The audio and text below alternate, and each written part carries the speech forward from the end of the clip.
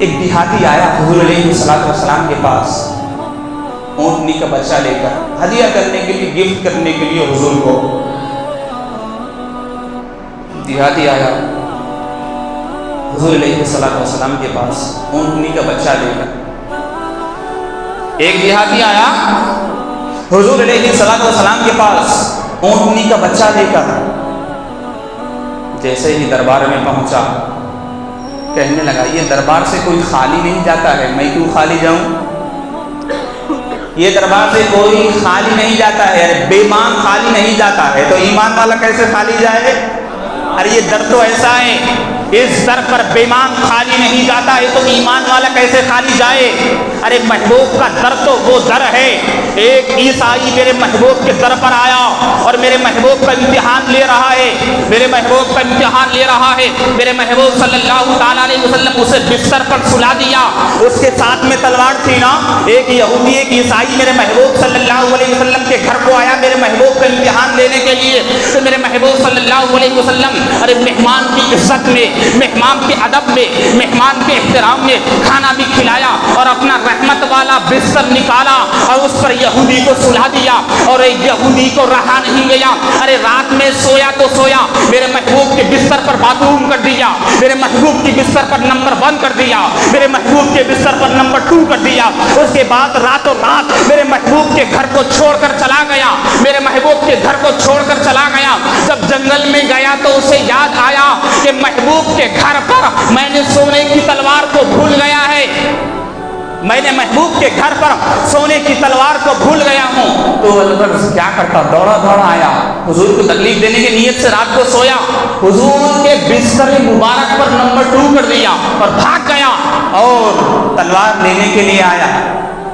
دیکھ کر حیران ہو گیا، میرے محبوب اپنے ہاتھوں سے بستر دھو رہے ہیں، میرے محبوب اپنے ہاتھوں سے بستر دھو رہے ہیں۔ صحابہ کرام نے عرض کیا یا رسول اللہ آپ ہٹ جائیے، ہم بستر دھوئیں گے۔ تو حضور علیہ السلام نے کہا ارے مہمان تمہارا نہیں تھا، مہمان میرا تھا، میں اپنے ہاتھوں سے بستر کو دھوؤں گا۔ جیسے ہی میرے محبوب کا یہ جملہ وہ یہودی نے سنا، میرے محبوب کو دروازے کے باہر سے پکارا اور کہنے لگا یا رسول اللہ مجھے کلمہ پڑھا دیجئے، یا رسول اللہ مجھے کلمہ پڑھا دیجئے۔ تو کہنے والے نے کہا وہ یہودی اپنی تلوار لینے کے لیے آیا تھا، تو میں اپنی زبان میں کہنا چاہتا ہوں وہ یہودی تلوار لینے کے لیے نہیں آیا تھا بلکہ ایمان کو لینے کے لیے آیا تھا۔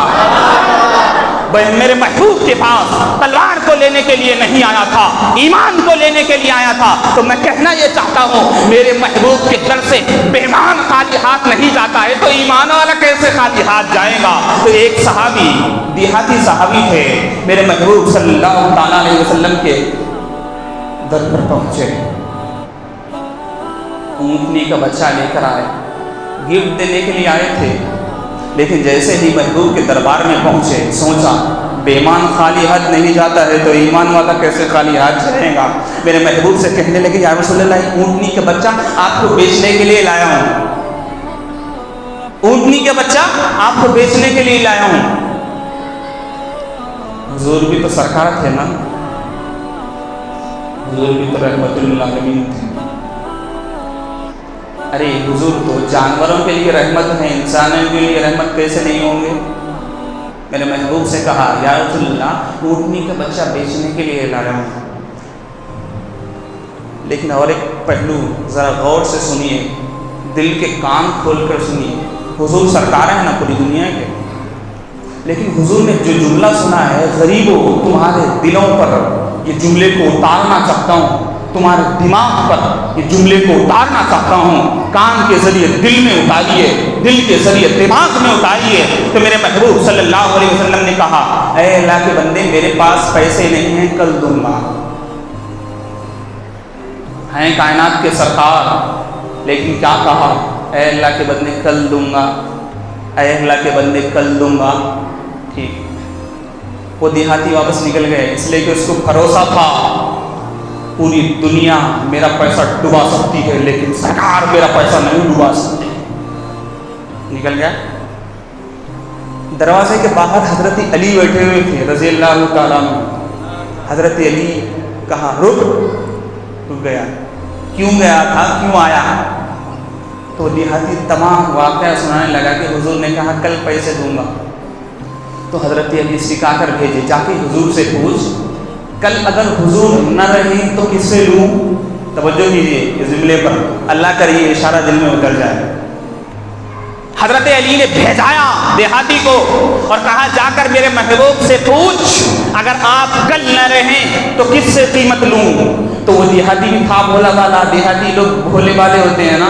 تو دیہاتی پھر اندر گیا اور کہنے لگا سرکار اگر کل آپ نہ رہیں تو قیمت کس سے لوں؟ تو میرے محبوب نے کہا میں نہ رہوں تو ابو بکر تو رہے گا, ابو بکر سے قیمت لے لے.